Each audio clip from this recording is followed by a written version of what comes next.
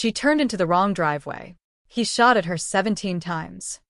Turn around. Suspect grabs her by the arms and starts shaking her. Yes or no? YouTube, TikTok, I seen this many times. The wrong driveway. It started with a simple mistake. A quiet evening in Palm Bay, Florida. A residential street lined with similar-looking homes, open driveways, and ordinary suburban life. Nothing about the night felt dangerous. Nothing suggested that in just a few minutes, everything would change. A woman was trying to find an address she had never been to before. She was following someone to a home she didn't know, in a neighborhood she wasn't familiar with.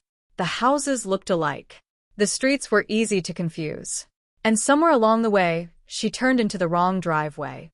It was an honest mistake, one that could happen to anyone. But for one homeowner, it was something else entirely.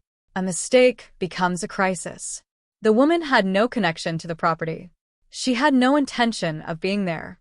The moment she realized her error, she stopped. She reached for her phone to contact the person she was actually trying to meet. She was not aggressive. She was not threatening.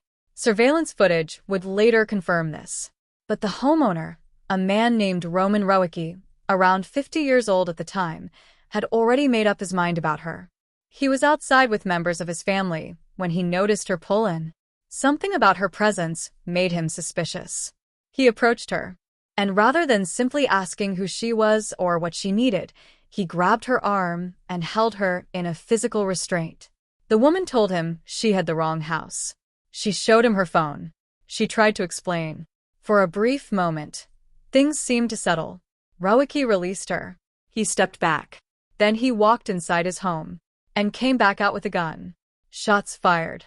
The woman and the person with her moved quickly toward their vehicle.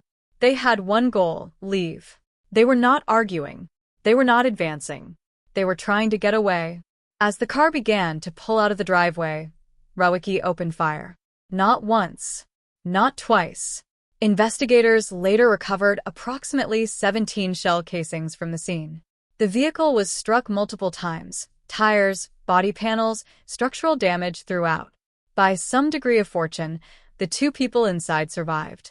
They drove away from the scene, shaken and injured, and immediately called the police. Rawicki also called law enforcement. He stayed at the property and openly admitted that he had fired the weapon.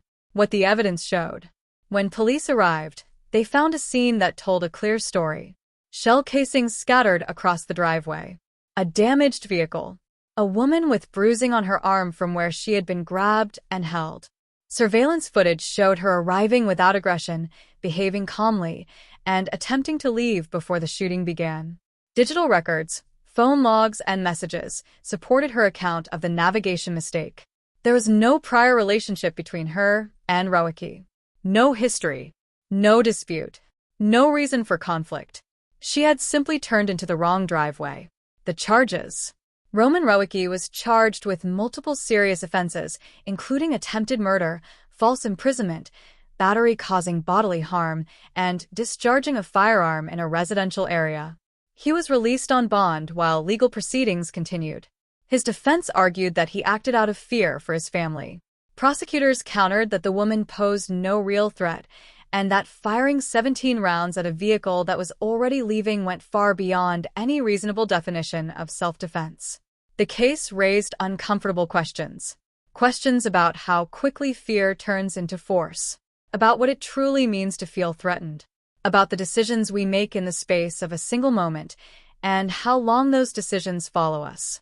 A navigation error, a wrong turn, a driveway that looked like another, and a choice that changed multiple lives in under 5 minutes. If this story kept you thinking, please subscribe. New stories are waiting for you every single day. Come back tomorrow. There's always something worth watching. And if someone you know loves true crime, share this video with them. You never know who needs to see it.